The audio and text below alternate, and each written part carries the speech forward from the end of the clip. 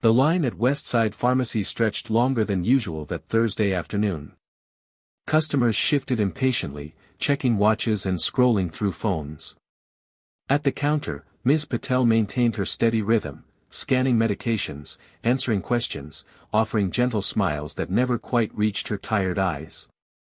She noticed him the moment he walked in.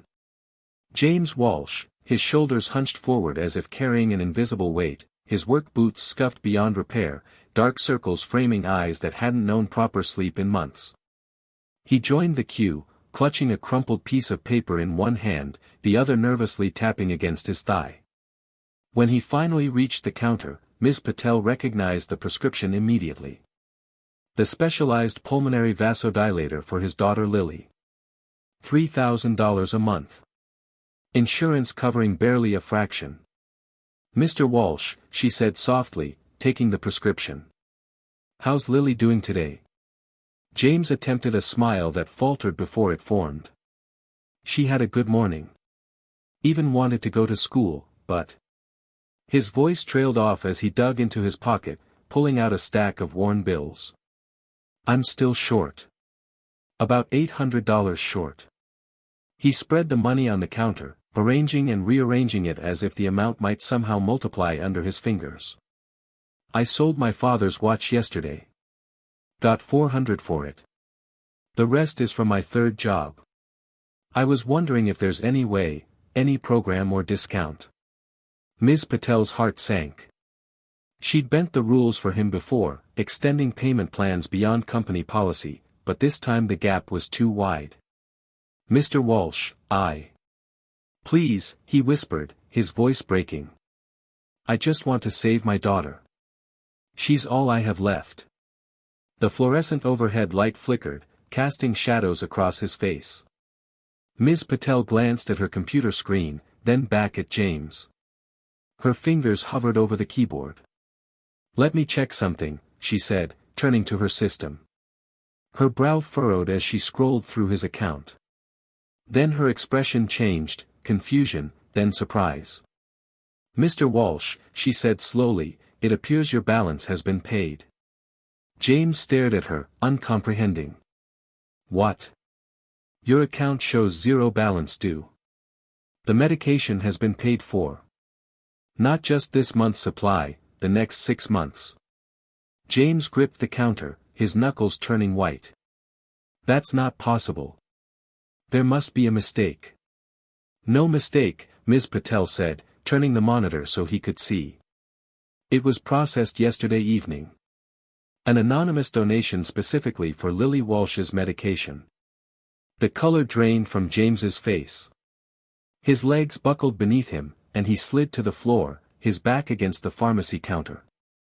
Tears streamed down his face, not the quiet, controlled tears he'd mastered for Lily's sake, but deep, heaving sobs that seemed to come from somewhere long buried. The pharmacy fell silent. Other customers stepped back, creating a small circle around him. Ms. Patel quickly came around the counter, kneeling beside him. "Mr. Walsh. Are you all right? Should I call someone?" James shook his head, unable to speak. Ms. Patel reached into her pocket and pulled out a sealed envelope. "This came with the payment," she said gently. "I was instructed to give it to you when you came in." With trembling hands, James took the envelope. Inside was a handwritten note on plain white paper. "Years ago, your wife bought groceries for my family when we were homeless. This is interest on her kindness. A friend." Below the message was a phone number, with another note, "Mr. James, please call this number when you're free." James pressed the note to his chest, rocking slightly as the weight of months, perhaps years, of struggle momentarily lifted from his shoulders. An elderly woman stepped forward from the line, placing a gentle hand on his shoulder. "Son, do you need help getting home?" James looked up, suddenly aware of the scene he was creating. He wiped his eyes with the back of his hand. "I'm sorry, I didn't expect." "No need to apologize," Ms. Patel said, helping him to his feet. "Would you like some water? There's a chair in the back room where you can sit for a moment." James nodded, still clutching the note. As Ms. Patel led him to the back, he turned to look at the other customers. "I'm sorry for the delay," he managed. A middle-aged man in a business suit shook his head. "Take your time, brother. We've all been there." In the small break room, James sank into a chair, staring at the note, reading it over and over. 6 months of medication. 6 months without having to choose between Lily's medicine and electricity. 6 months without working until midnight only to wake at 4 a.m. for his morning shift. "Who would do this?" he whispered, more to himself than to Ms. Patel, who was filling a paper cup with water from the cooler. "Someone who knows what it means to receive kindness," she replied, handing him the cup. "Someone who remembers your wife." James closed his eyes, memories of Clara washing over him, her laugh, her unwavering belief that small acts of kindness could change the world. How many times had she brought home strangers for dinner? How many grocery bills had she paid for families struggling to make ends meet? "I never thought." He began, but couldn't finish. "That's how kindness works," Ms. Patel said softly. "It comes back when you least expect it, but need it most." What James couldn't know in that moment was how this act of kindness would ripple outward, transforming not just his life and Lily's, but an entire community. How it would remind him of Clara's most important lesson, that asking for help isn't weakness, it's how the light gets in. Have you ever experienced a moment when kindness arrived just when you needed it most? Share your story in the comments below. Sometimes the most powerful connections happen when we're brave enough to share our struggles and victories with each other. 7 years earlier, James Walsh wasn't a man who counted pennies or worked 3 jobs. He was a carpenter with calloused hands and easy laughter, known throughout Millfield for his craftsmanship and fair prices. His workshop behind his modest home smelled of sawdust and possibility, where raw lumber transformed into dining tables, rocking chairs, and hope chests under his patient hands. It was at the Millfield Community Garden Project where he first saw Clara Reynolds. He'd volunteered to build raised garden beds for the senior center, and she was there organizing the volunteers, clipboard in hand, dark curls escaping her ponytail, and a smile that made James forget the measurements he'd just taken. "You're staring," she said without looking up from her clipboard. James fumbled with his tape measure. "Sorry, I was just wondering if I'm single." She glanced up, eyes twinkling. "Actually, I was wondering if you'd like to get coffee sometime," he replied, surprising himself with his boldness. Clara studied him for a moment, her head tilted slightly. "I don't drink coffee." James's heart sank until she added, "But I make excellent hot chocolate." "Tomorrow at 5. The cafe on Maple Street." Their first date lasted 4 hours. Clara was a kindergarten teacher who believed education extended far beyond classroom walls. She spoke passionately about community gardens, food banks, and neighborhood watch programs. When James mentioned he'd been raised by a single mother who worked 2 jobs, Clara reached across the table and took his hand. "That's why community matters," she said. "We're all just one unexpected event away from needing help."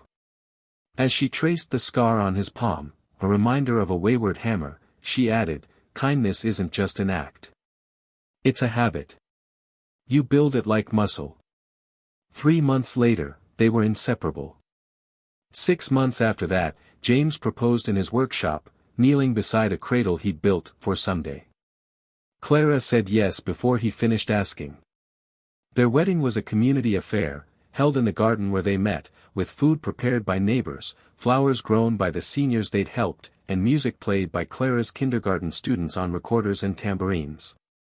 When they exchanged vows, Clara added her own, "I promise to leave the world softer than I found it, and to help you do the same." Life with Clara was a masterclass in intentional kindness. She left handwritten notes in James's lunchbox with challenges like, "Compliment 3 strangers today," or "Pay for someone's coffee." She organized neighborhood food drives, taught James to cook meals that could be doubled and shared with new parents or grieving families. "The world's already heavy," she'd say, packing containers of homemade soup. "Why not lighten someone's load when we can?" When Clara announced she was pregnant, James spent weekends transforming their spare bedroom into a nursery, carving woodland creatures into the crib rails and building a rocking chair where Clara could nurse their child. They painted the walls together, Clara insisting on soft yellow, because it feels like sunshine, and every child deserves to wake up in sunshine. Lily Grace Walsh arrived on a Wednesday morning after 18 hours of labor. James held her with trembling hands, marveling at 10 perfect fingers and a determined cry that seemed to announce her presence to the world. "She has your stubbornness," Clara whispered, exhausted but radiant. "And your heart," James replied, watching as Lily's tiny hand wrapped around his finger. Their family rhythm developed naturally. James adjusted his workshop hours to be home more, taking on fewer projects but charging premium prices for custom work. Clara reduced her teaching schedule to part-time, bringing Lily to class occasionally to the delight of her students. Their home became a hub for community gatherings, Sunday dinners where neighbors brought dishes representing their heritage, weekend workshops where James taught basic carpentry skills to teenagers, weeknight reading circles where Clara helped parents learn to engage their children with books. Even on tight budgets, they prioritized giving. When James worried about finances after a slow month, Clara showed him their kindness account, a separate savings where they set aside a percentage of every paycheck specifically for helping others.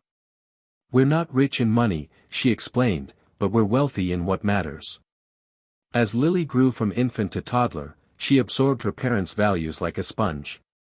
At 3, she insisted on selecting toys to donate before each birthday and Christmas. At 4, she helped Clara bake cookies for new neighbors and first responders. Her favorite question became, "How can I help?" asked with her mother's head tilt and her father's earnest expression. Life wasn't perfect, they argued about finances occasionally, disagreed on discipline approaches, and sometimes fell into bed too exhausted for anything but sleep, but it was rich with purpose and connection. James often found himself watching Clara and Lily in quiet moments, overwhelmed by gratitude for the family they'd created. Then came the November night that divided James's life into before and after. Clara had stayed late for parent-teacher conferences. James had put Lily to bed, reading 3 stories instead of the usual one because Clara wasn't there to enforce limits. He'd fallen asleep on the couch waiting for her, waking to pounding on the door at 11:42 p.m. 2 police officers stood on his porch, their expressions grave. Rain dripped from their hats onto his welcome mat, the one Clara had hand-painted with, "All are welcome here." "Mr. Walsh." "I'm Officer Mendez, this is Officer Tran." "May we come in?" The details came in fragments that James's mind struggled to assemble: rain-slicked highway. Deer crossing suddenly. Car swerving to avoid it. Guardrail. Impact. Died instantly. No suffering. So sorry for your loss. Words that should have meant something but somehow didn't penetrate the roaring in his ears. He found himself nodding mechanically, signing forms, answering questions. When they asked if there was someone they could call, he thought of Clara's extensive network of friends and family, people who would drop everything to be there, but couldn't bring himself to reach for the phone. After the officers left, James sat motionless on the couch until dawn broke. Only then did he climb the stairs to Lily's room, where he watched his daughter sleep, one arm wrapped around the stuffed elephant Clara had given her, unaware that her world had shattered while she dreamed. How do you tell a 4-year-old that her mother is never coming home?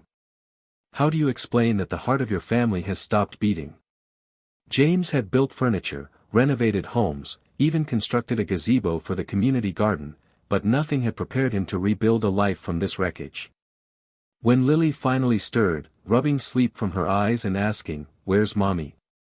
James gathered her into his arms and began the impossible task of explaining absence to a child who believed in forever. The funeral was a blur of faces and casseroles. Lily clung to James throughout, occasionally asking when they could go home to wait for Mommy.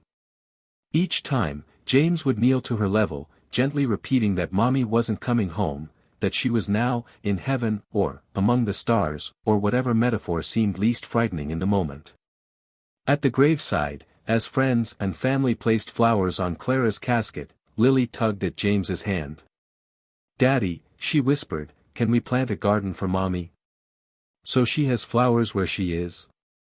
In that moment, James made a silent promise to Clara. Their daughter would never forget the lessons of kindness and community that had been Clara's legacy.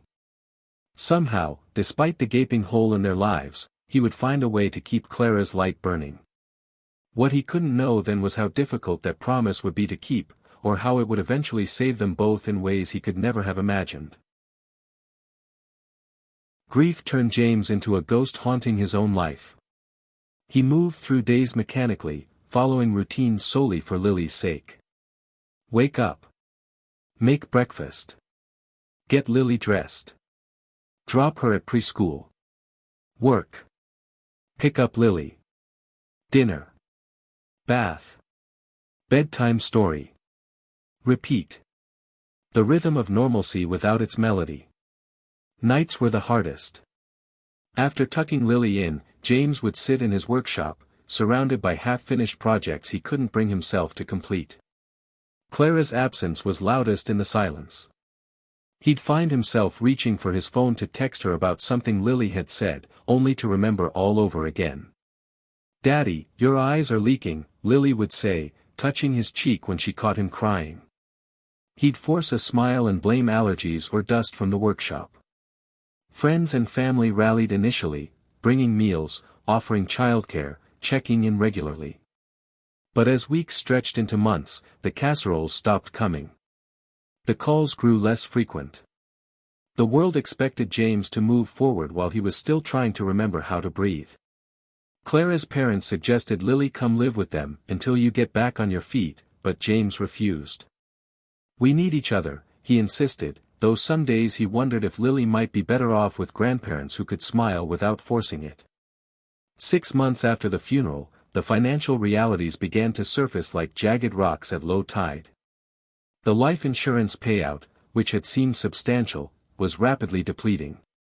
Medical bills from Clara's brief emergency room visit before she was pronounced dead totaled over $15,000. The mortgage payment, which had once been manageable on their combined incomes, now loomed monthly like a mountain to climb. James tried to increase his carpentry work, but focusing on detailed craftsmanship proved nearly impossible through the fog of grief. Projects that once took days now stretched into weeks. Clients grew impatient. Referrals dwindled. One evening, after putting Lily to bed, James spread their financial documents across the kitchen table, the same table where Clara had once organized community food drives. The numbers refused to align into any sustainable pattern. Their savings would be depleted within months. The kindness account Clara had maintained was already empty, used for funeral expenses. That night, James made the first of many painful decisions: he would sell their home. The 3-bedroom craftsman with the wraparound porch where Lily took her first steps, where Clara had planted hydrangeas that bloomed blue as the summer sky, where they'd hosted neighborhood gatherings and built their life together, it had to go. The house sold quickly, but for less than its value in a buyer's market. After paying off the mortgage and medical bills, James had enough to rent a small 2-bedroom apartment above Millfield Laundromat and put some money aside for emergencies. Moving day was a wound reopened. Each item packed was a memory confronted. James found himself sitting on the floor of their bedroom, clutching Clara's favorite sweater, unable to move for hours. Lily found him there and silently curled into his lap, her small hand patting his arm the way Clara used to do. "It's okay, Daddy," she whispered. "Mommy says we'll be okay." The apartment was a stark downgrade: water stains on the ceiling, thin walls that carried neighbors' arguments, and the constant hum and vibration of industrial washing machines below. But it was close to Lily's preschool and affordable on James's increasingly unpredictable income. He transformed the second bedroom into a space that might still feel magical to a child, hanging fairy lights, building a loft bed with a secret hideout underneath, painting one wall with chalkboard paint so Lily could draw. When she first saw it, her eyes widened with delight. "It's like a fairy house, Daddy." For a moment, watching her explore the tiny room with boundless enthusiasm, James felt a flicker of Clara's presence, her ability to find joy in small things, to create wonder from ordinary materials. But maintaining normalcy grew harder. James started taking any carpentry job available, regardless of whether it matched his skill level. He built decks, repaired fences, installed kitchen cabinets, work that paid the bills but left little time for the fine craftsmanship that had once been his passion.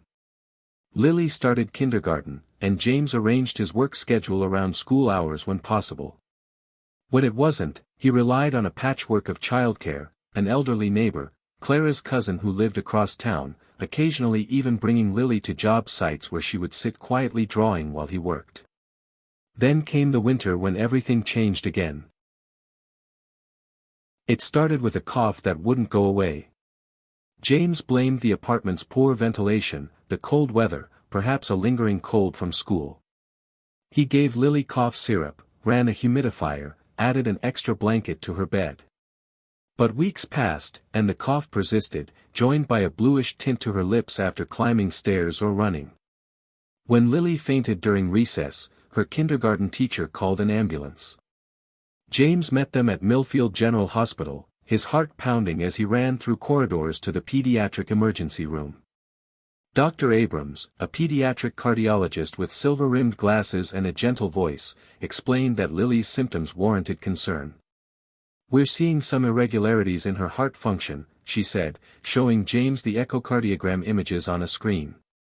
"There appears to be a ventricular septal defect, essentially a hole between the chambers of her heart, that wasn't detected at birth." More tests followed, blood work, more detailed imaging, consultations with specialists.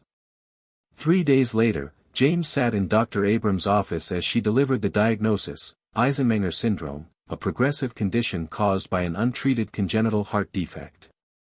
"The hole in Lily's heart has caused increased blood flow to her lungs over time," Dr. Abrams explained. "This has damaged her pulmonary blood vessels, creating pulmonary hypertension. Essentially, her heart is working much harder than it should have to." James gripped the arms of his chair. "Can it be fixed? Surgery?" Dr. Abrams' expression softened. "Unfortunately, Lily's condition has progressed to a point where surgical repair of the defect would actually be dangerous. The focus now is on managing her symptoms and slowing progression." The treatment plan included oxygen therapy at night, activity restrictions, and, most critically, a specialized pulmonary vasodilator medication that would help reduce pressure in her lungs and improve her quality of life. "This medication is relatively new," Dr. Abrams said, writing a prescription. "It's shown promising results in patients like Lily." James nodded, relief washing over him. There was a treatment. Lily would be okay. Then came the pharmacist's words that would reshape their lives yet again: "That will be $3,047 for a month's supply." James stared at the pharmacist, certain he'd misheard. "Excuse me? The medication is $3,047. Your insurance covers about 15%, bringing your out-of-pocket cost to $2,590. The floor seemed to tilt beneath James's feet. "That can't be right. Per month?" The pharmacist nodded sympathetically. "It's a specialty medication. Limited manufacturers, complex production process." James pulled out his credit card, the emergency one he kept for true crises. "I'll figure something out next month," he thought. But next month brought the same astronomical figure. And the next. The credit card quickly maxed out. The emergency fund from selling the house dwindled rapidly. James applied for every patient assistance program available, but Lily fell into coverage gaps. Their income was too high for some programs, too low for others. The hospital's social worker helped file appeals with the insurance company, but the responses were consistent: treatment deemed appropriate, standard coverage applies. The medication worked, though. Lily's color improved. Her energy returned. The fainting stopped. On the medication, she was a normal 6-year-old who could attend school, play gently with friends, and dream about becoming a veterinarian someday. Without it, Dr. Abrams warned, Lily's condition would deteriorate rapidly. The words heart-lung transplant and significantly reduced life expectancy hovered unspoken in these conversations. One night, after Lily was asleep, James sat at their small kitchen table with a calculator and their bank statements. The math was merciless. Even with cutting every non-essential expense, cable TV, internet, except the most basic plan for Lily's schoolwork, new clothes, restaurant meals, they couldn't sustain the medication costs on his current income. That week, James took the first of what would become 3 jobs. Mornings and early afternoons remained dedicated to carpentry work, jobs he could schedule around Lily's school hours. Evenings, from 3 p.m. to 7 p.m., he took a position stocking shelves at Millfield Market. And nights, from 8 p.m. until midnight, he drove for a rideshare company, picking up late-night travelers from the regional airport or college students returning from bars. The new schedule left him 4 hours to sleep, if he was lucky. He learned to nap in his car between jobs, to function on coffee and determination, to ignore the constant ache in his back and burning in his eyes. Childcare became another complex equation. James arranged for Lily to attend the after-school program until 6 p.m., when Mrs. Grayson from the apartment below would watch her until James returned from his grocery store shift. On weekends, when James worked longer carpentry hours to complete projects, Clara's cousin Emma would take Lily, or sometimes one of the parents from Lily's class, a rotating system of favors that left James constantly indebted and apologetic. The apartment grew more sparse as James sold anything of value, Clara's jewelry, except her wedding ring, which he kept in a box for Lily when she was older, his power tools, keeping only those essential for work, their wedding china, his collection of rare woodworking books. Even Clara's antique typewriter, which she'd used to write notes to place in lunch boxes and under pillows, went to a collector for $350, enough for part of 1 month's medication. His own needs became secondary, then tertiary. He ate once a day, usually a gas station sandwich divided into portions to stretch across his shifts. He wore the same 3 sets of clothes, washing them in the laundromat below their apartment during his brief hours at home. His winter coat went to a pawn shop in January, replaced by layers of sweatshirts and a windbreaker found at a thrift store. Through it all, James fought to shield Lily from the reality of their situation. He created elaborate stories about his multiple jobs, telling her he was helping friends at the grocery store or giving people rides because their cars were broken. When she asked why he looked so tired, he blamed allergies or claimed he'd stayed up late working on a surprise for her. At school conferences, Lily's teacher expressed concern. "She's worried about you," Miss Patel said gently. "She told me her daddy works all the time to buy her special medicine." James had rubbed his eyes, fighting tears of exhaustion and shame. "I don't want her to worry. She's just a kid." "Children understand more than we give them credit for," Miss Patel replied. "And they worry more when they sense we're hiding things." That night, James had sat on the edge of Lily's bed and attempted a version of the truth. "You know your medicine is very special, right? It helps your heart work better." Lily nodded, clutching the stuffed elephant that had once been Clara's. "Well, special medicine costs a lot of money. That's why Daddy works different jobs, to make sure you always have your medicine." Lily's brow furrowed. "Is that why you're always tired? And why we don't go to the movies anymore?" James swallowed hard. "Yes, sweetheart. But it's okay, because you're the most important thing in the world to me." Lily was quiet for a moment, then asked, "Would Mommy be sad that you're so tired?" The question hit James like a physical blow. Would Clara approve of what their life had become? The constant scramble for money, the absence of joy, the isolation from the community she had valued so deeply. "I think," he said carefully, "Mommy would want us both to be healthy and happy. And your medicine helps you be healthy. But what about you being happy, Daddy?" James had no answer that wouldn't be a lie. Instead, he kissed her forehead and whispered, "I'm happy when you're healthy. Now go to sleep, Lillipad." Later, staring at the ceiling in his own room, James whispered into the darkness, "Clara, I don't know how to do this. I don't know how much longer I can keep going. The silence that answered felt heavier than ever. What he couldn't articulate, even to himself, was the growing fear that despite working himself to exhaustion, despite sacrificing everything, it still might not be enough. That one missed shift, one car repair, one rent increase could topple the fragile structure he'd built to keep Lily's heart beating. And beneath that fear lay a deeper one, that Clara would be disappointed in how far he'd strayed from her vision of community and connection. That in his desperate focus on survival, he'd forgotten how to live. James's alarm blared at 4:15 a.m., though he was often already awake, staring at the ceiling, mentally calculating how many hours of work equaled one dose of Lily's medication. He allowed himself exactly 3 minutes to lie there before forcing his body, aching from yesterday's labor, to move. The apartment was silent except for the distant rumble of early morning laundry machines below. James moved through his morning routine with practiced efficiency, splash cold water on his face, brush teeth, pull on work clothes laid out the night before. No shower, he'd grab one after his carpentry job, before heading to the grocery store. At 4:30 a.m., he entered Lily's room. In sleep, her face relaxed into an echo of Clara's, the same slight upturn at the corners of her mouth, the same fan of eyelashes against her cheeks. James gently adjusted her oxygen cannula, checking the flow rate on the concentrator beside her bed. Dr. Abrams had prescribed nighttime oxygen to reduce strain on Lily's heart while she slept. "Time to wake up, Lillipad," he whispered, brushing hair from her forehead. Lily stirred, blinking slowly. "Is it morning already?"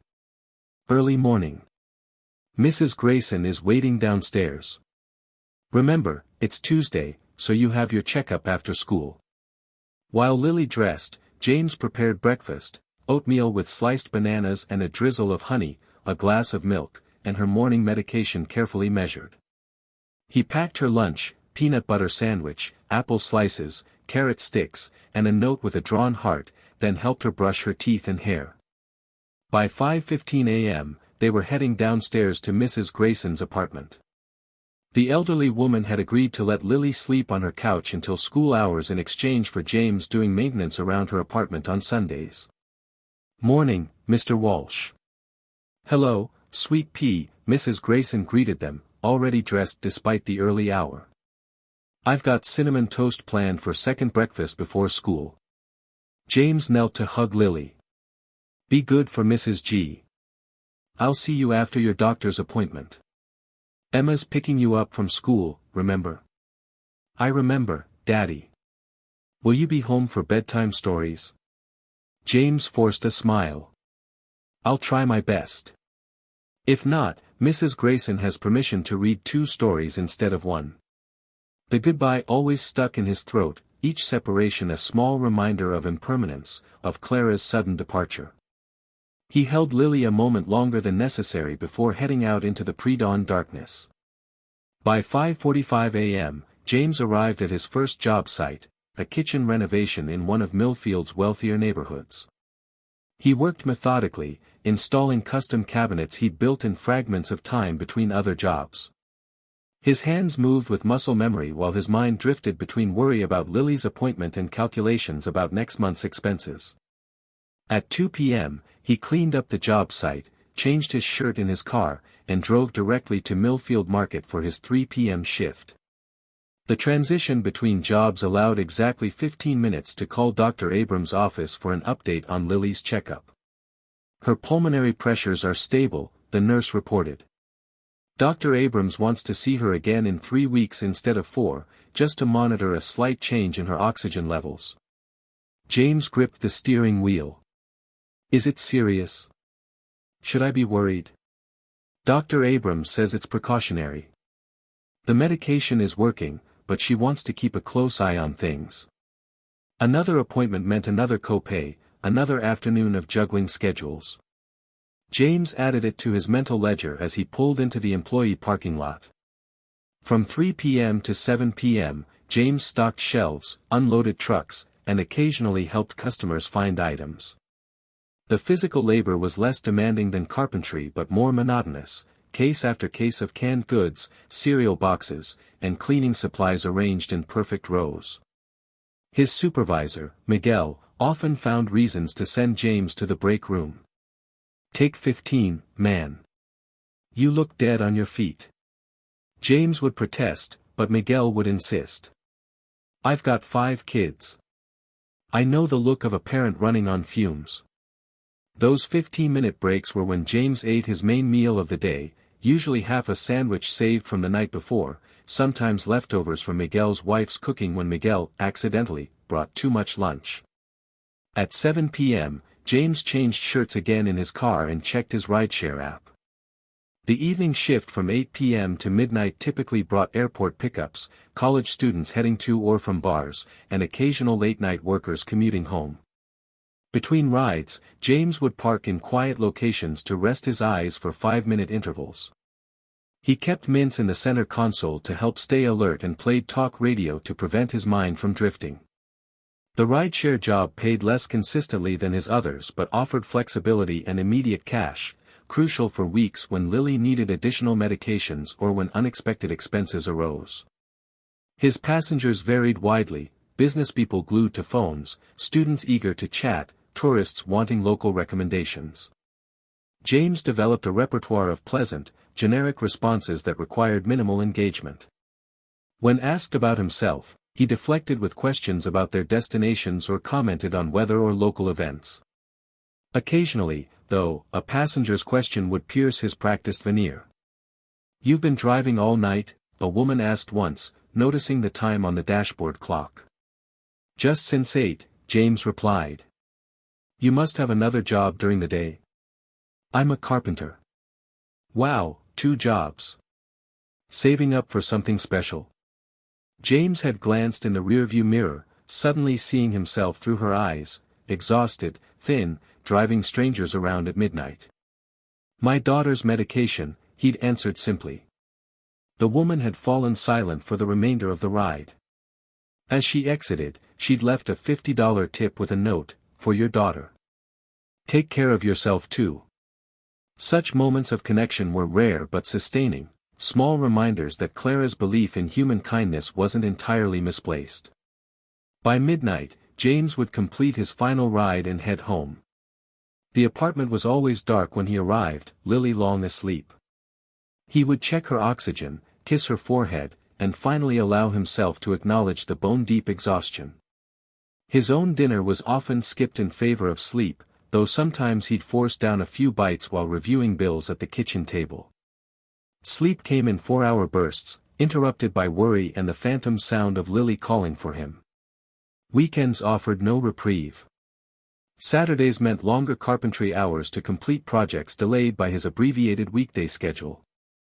Sundays were for maintenance work, Mrs. Grayson's apartment repairs, laundry, grocery shopping with coupons meticulously clipped, and meal prep for Lily's lunches. The physical toll mounted steadily, weight loss that left his clothes hanging loosely, chronic back pain from lifting at the grocery store, headaches from sleep deprivation. His hands, once steady enough for detailed inlay work, now sometimes trembled when he was overtired. A persistent cough developed from sawdust exposure combined with insufficient rest. The emotional cost was harder to quantify but equally devastating. James stopped calling friends back. He declined invitations to community events that Clara would have considered essential. The workshop that had once been his sanctuary became merely a place of production. The joy of creation, of transforming wood into functional art, was subsumed by the necessity of generating income. Yet through it all, Lily remained remarkably resilient. Despite her condition, she approached each day with curiosity and enthusiasm that reminded James painfully of Clara. Her room became filled with drawings, colorful depictions of the family they had been and still were in her mind. In many, Clara appeared as a yellow sun or a star, watching over them. Lily adapted to their new circumstances with a child's flexibility. She never complained about the smaller apartment, the second-hand clothes, or the absence of extras like movies or restaurant meals. Instead, she created adventures from ordinary moments, transforming their weekly walk to the library into an expedition, or the laundromat into an imaginary submarine with washing machine portholes. Her teachers reported that despite occasional fatigue, Lily remained engaged and eager to learn. She made friends easily and showed particular compassion toward classmates who were struggling or sad. She brought half her lunch to Zach yesterday, her teacher mentioned during a brief parent-teacher meeting James squeezed between jobs. When I asked why, she said his dad was having a hard time too, and her daddy taught her that sharing makes everyone stronger. The comment had brought James to the edge of tears. Somehow, despite everything, Lily had absorbed Clara's most important lessons about community and kindness, lessons James feared he was failing to demonstrate in their isolated struggle. One evening, as James helped Lily with her homework between his second and third jobs, she looked up suddenly. "Daddy, are you sad because you work so much?" James paused, searching for the right balance between honesty and protection. "Sometimes I get tired, but I'm not sad. I'm doing exactly what I want to be doing, taking care of you." Lily considered this, her expression serious beyond her years. "But Mommy always said we should take care of each other." "Who takes care of you?" The question lingered with James through his night shift, through the mechanical motions of driving and polite conversation with strangers. "Who takes care of you?" Clara would have asked the same thing, would have reminded him that accepting help wasn't weakness but wisdom. Yet pride and fear kept him isolated, pride that he could handle their challenges alone, fear that admitting his struggle might somehow result in losing Lily. So he continued, day after exhausting day, watching his daughter grow stronger while he gradually weakened, wondering how long he could sustain the unsustainable. What would you do if faced with such impossible choices? Would you have handled things differently than James? Let me know your thoughts in the comments below.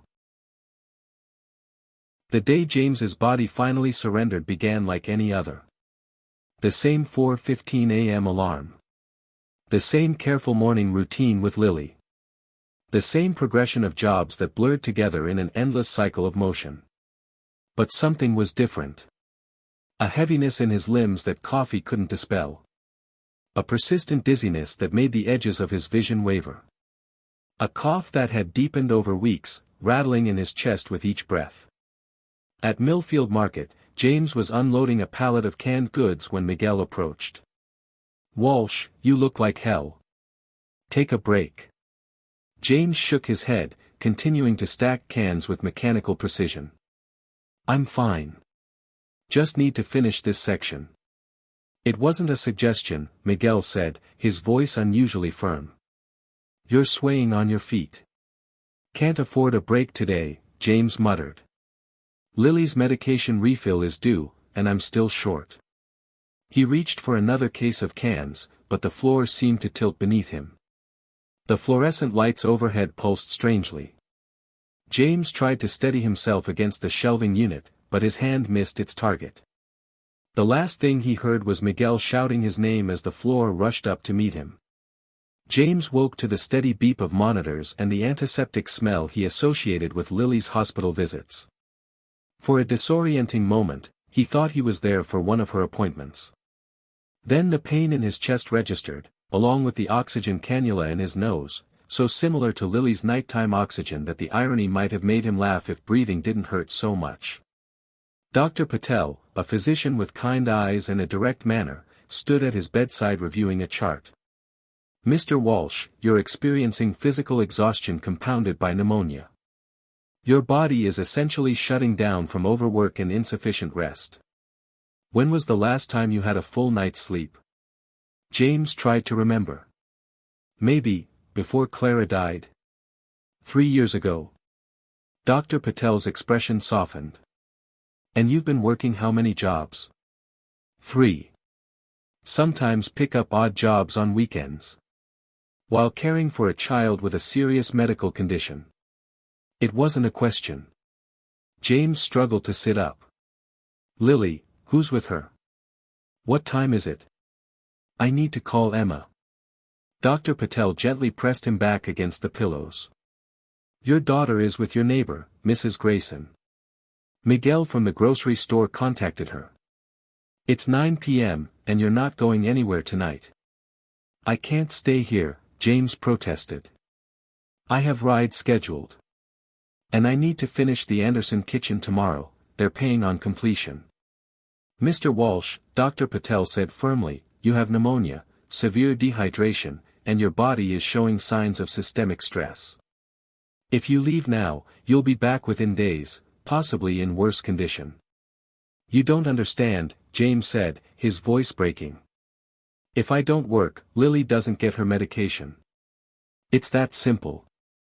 Dr. Patel pulled a chair beside the bed. I understand better than you might think. I have a patient file in front of me that shows you've been bringing your daughter for regular appointments but haven't had a checkup yourself in over 3 years. You've lost 20 pounds since your last recorded weight. Your blood pressure is concerning. This isn't sustainable. It has to be, James whispered. There's no other option. There are always options, Dr. Patel replied. But first, you need to rest. We'll talk more tomorrow. Despite his protests, exhaustion pulled James under. He drifted into the deepest sleep he'd known in years, and with it came a dream so vivid it felt like visitation. Clara sat beside him on their old porch swing, wearing the blue dress she'd loved, her dark curls catching the light. The scent of her lavender shampoo was so real it made his heart ache. You're killing yourself, she said without preamble, her voice both gentle and firm. I'm doing what I have to do, James replied. For Lily. Clara shook her head. No. You're doing what you think you have to do alone. That was never our way, James. You're not here. I don't have a choice. You always have a choice. She took his hand, and he could feel the warmth of her skin against his. Remember what I taught the kindergartners. When you're lost in the woods, what do? Call for help, James answered automatically. You haven't called, James. You've been shouting at yourself to try harder, work more, sleep less. But you haven't asked for help. I can't risk losing her. Clara's eyes, those eyes he'd tried so hard to preserve in memory, filled with tears. You risk losing her by destroying yourself. Our community is still there, but you've walled yourself off from it. They've moved on. Everyone has their own problems. Try them, Clara said, squeezing his hand. Remember the ripples. One act of kindness creates waves. But first, you have to throw the stone. James woke with tears on his face and Clara's voice echoing in his mind.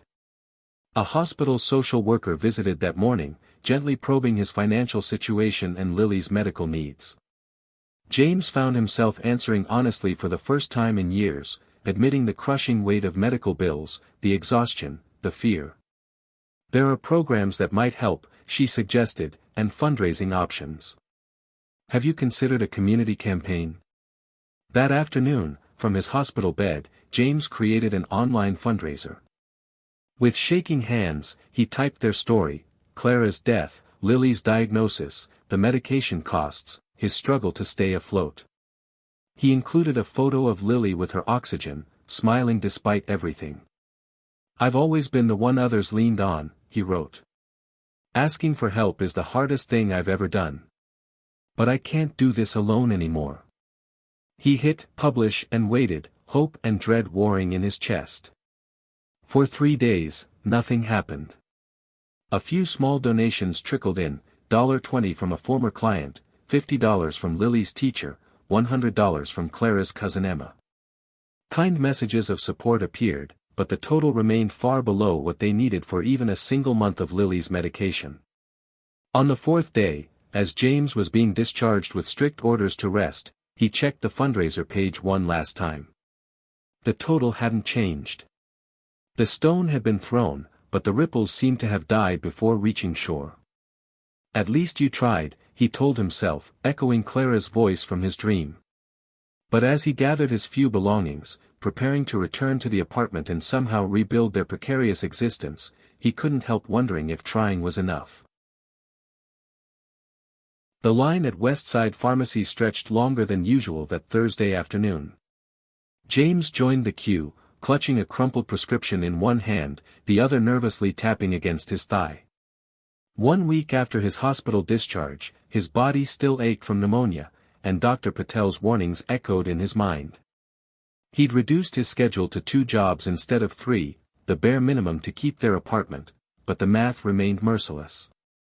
This month's medication would deplete what remained of their emergency fund. When he finally reached the counter, Ms. Patel recognized the prescription immediately. The specialized pulmonary vasodilator for his daughter Lily. $3,000 a month. Insurance covering barely a fraction. "Mr. Walsh," she said softly, taking the prescription. "How's Lily doing today?" James attempted a smile that faltered before it formed. "She had a good morning. Even wanted to go to school, but..." His voice trailed off as he dug into his pocket, pulling out a stack of worn bills. "I'm still short. About $800 short." Ms. Patel's heart sank. She'd bent the rules for him before, extending payment plans beyond company policy, but this time the gap was too wide.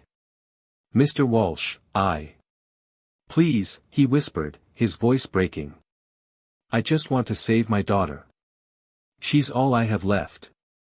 The fluorescent overhead light flickered, casting shadows across his face.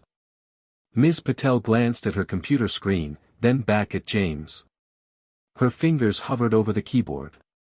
"Let me check something," she said, turning to her system. Her brow furrowed as she scrolled through his account. Then her expression changed, confusion, then surprise. "Mr. Walsh," she said slowly, "it appears your balance has been paid." James stared at her, uncomprehending. "What? Your account shows 0 balance due. The medication has been paid for. Not just this month's supply, the next 12 months. James gripped the counter, his knuckles turning white. "That's not possible.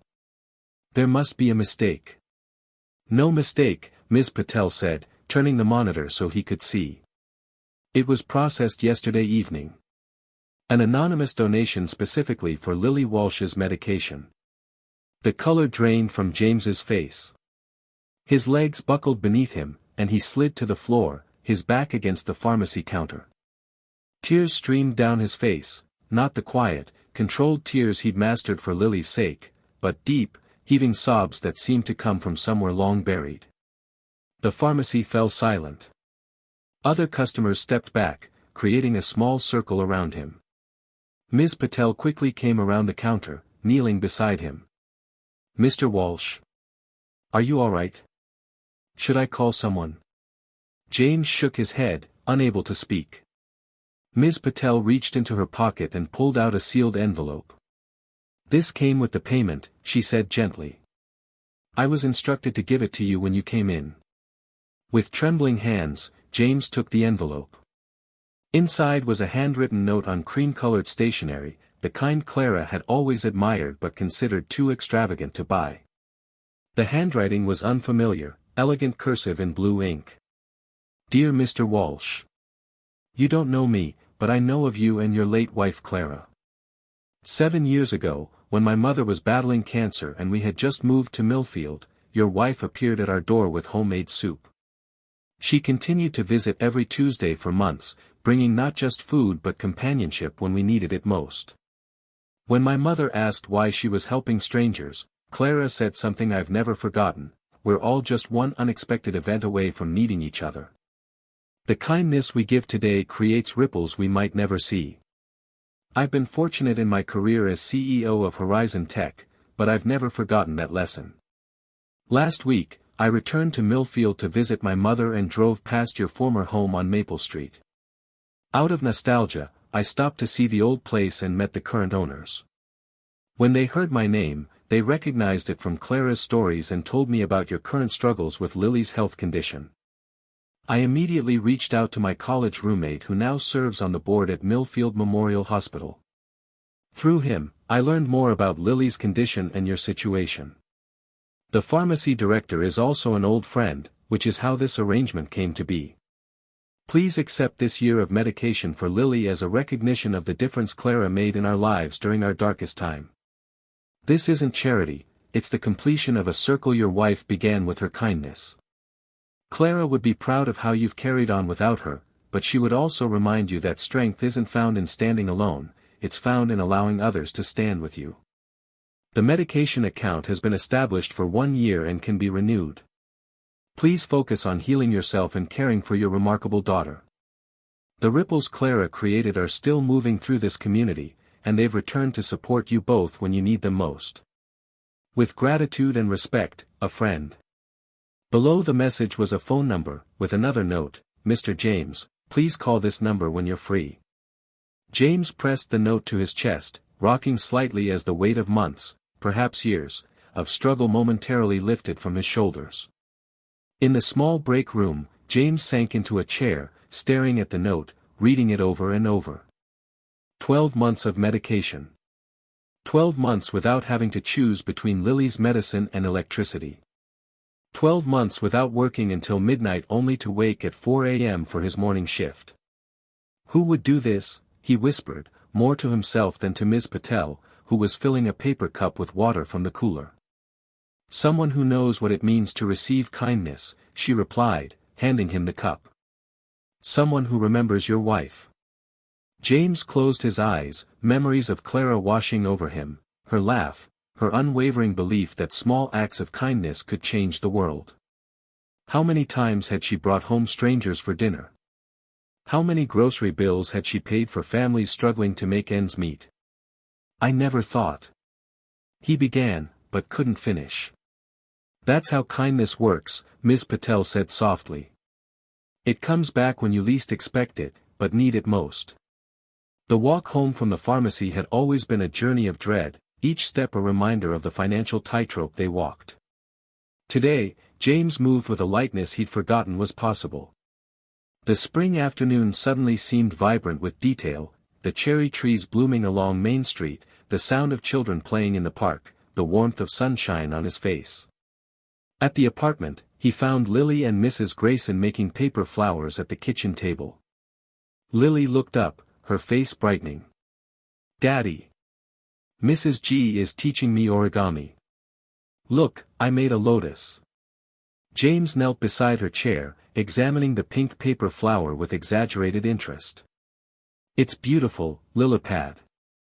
You're quite the artist. Mrs. Grayson studied his face. You look different, James. Did something happen? For a moment, James considered how to explain. How did you describe a miracle disguised as a pharmacy transaction? How did you put words to the return of hope after years of its absence? Someone very kind has helped us with Lily's medication, he said simply. For a whole year.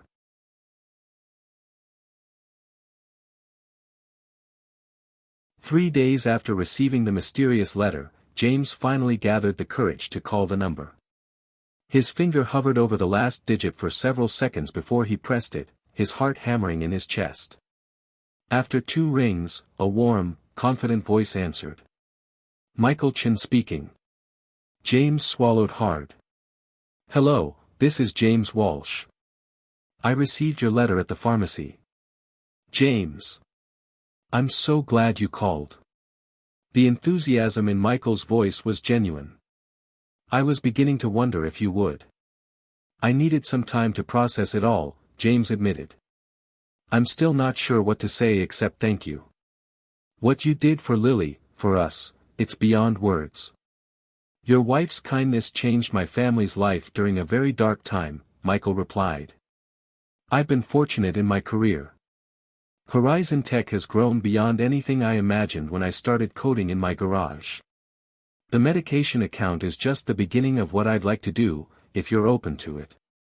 Over the next hour, James learned that Michael Chen wasn't just any tech CEO, he was the founder of Horizon Tech, a company valued at billions.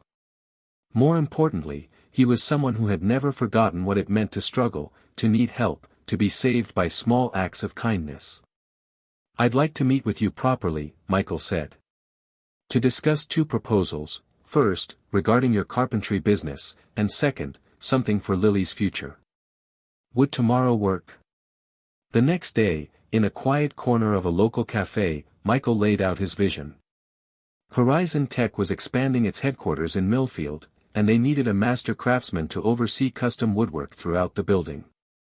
The position came with a salary that made James's head spin and flexible hours to accommodate Lily's needs. "I've seen your work online," Michael explained, pulling up photos of James's past projects on his tablet. "That community center reception desk. The library bookshelves. Extraordinary craftsmanship. We need that quality at Horizon." Before James could process this offer, Michael continued. "As for Lily, I'd like to establish a college scholarship fund in Clara's name. Additionally, I have connections with several cardiac specialists who've agreed to consult on Lily's case." James stared at his coffee cup, overwhelmed. "Why are you doing all this?" Michael's expression softened. "When my mother was dying, your wife didn't just bring soup. She brought dignity. Hope. She made us feel human when the world had reduced us to a problem to be solved. I can never repay that, but I can honor it." Within 2 months, James's life transformed. With Michael's backing, he secured a small workshop space near their apartment. The flexible position at Horizon Tech allowed him to rebuild his custom furniture business on his own schedule. By summer, he had hired 2 apprentices from the local community college. The most remarkable change, however, was in Lily. With proper medication and specialized care from Michael's medical connections, her energy blossomed. Her skin regained its healthy glow. She could run and play without becoming winded. At her 6-month checkup, Dr. Patel called her improvement remarkable. One evening, James found Lily decorating a mason jar with colorful tissue paper and glitter glue. "What's this project, Lilipad?" he asked, kneeling beside her at the kitchen table. "It's a kindness jar," she explained seriously. "Like Mommy used to have. Mrs. Grayson told me about it. Every time we do something nice, we put a marble in. When it's full, we celebrate." James felt his throat tighten.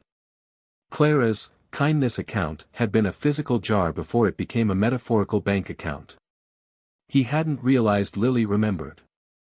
"That's a wonderful idea," he managed. "What should our first kind act be?" Lily considered this carefully. "Maybe we could make cookies for Ms. Patel. And for the other people at the pharmacy." The following weekend, they delivered homemade chocolate chip cookies to Westside Pharmacy. Ms. Patel's eyes glistened as she accepted the colorfully wrapped package.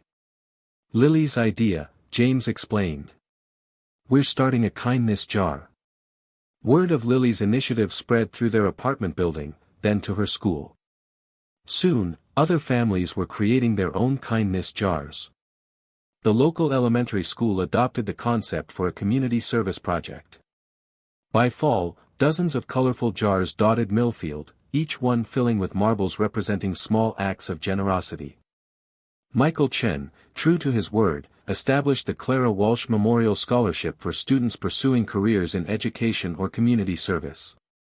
At the announcement ceremony, he credited Clara's simple act of kindness for changing the trajectory of his life. "Sometimes we think change requires grand gestures," he told the gathered crowd.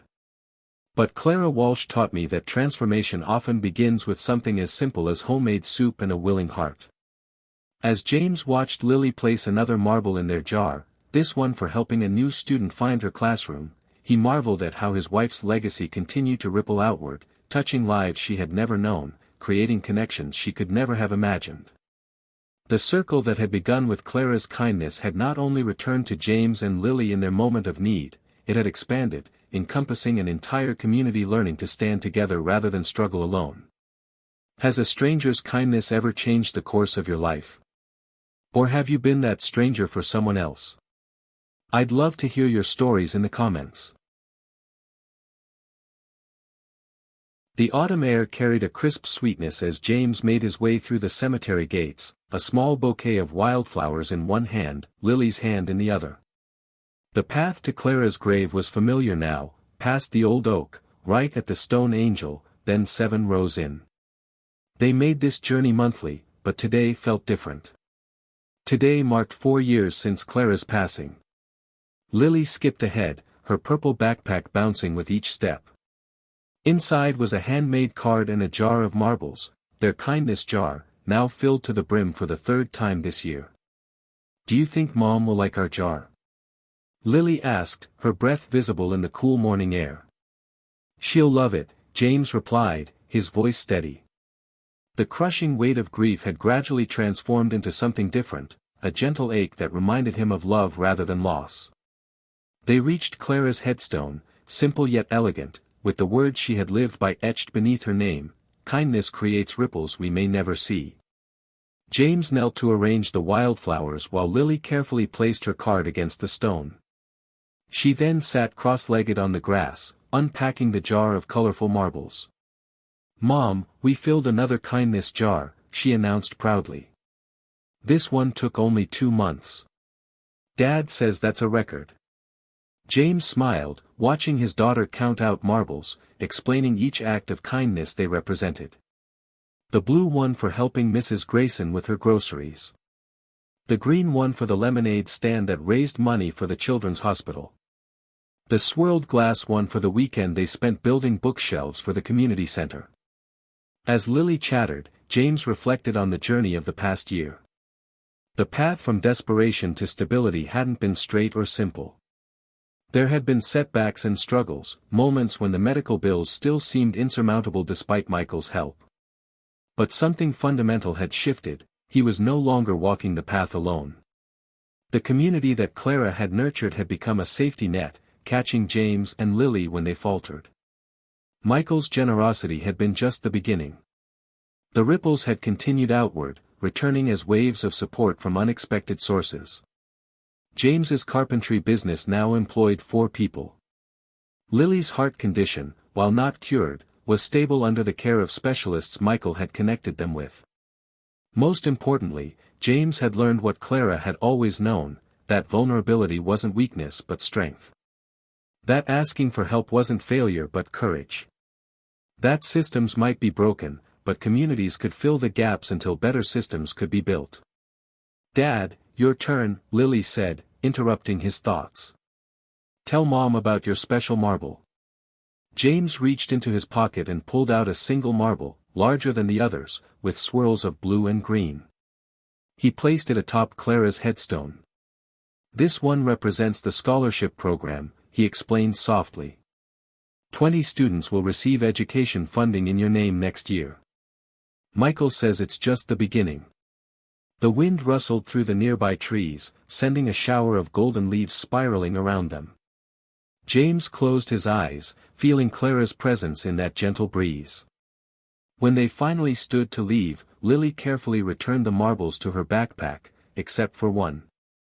The very first marble they had placed in the jar, for the cookies they had baked for Ms. Patel. This one, she nestled beside the larger marble on the headstone. "So Mom knows where it all started again," she explained. Walking hand in hand back through the cemetery gates, James understood that Clara's legacy wasn't just in the scholarship bearing her name or even in the daughter who shared her smile. It lived in each small act of kindness, each moment of connection, each time someone chose compassion over indifference. The ripples continued, invisible but powerful, reshaping the world one small act at a time.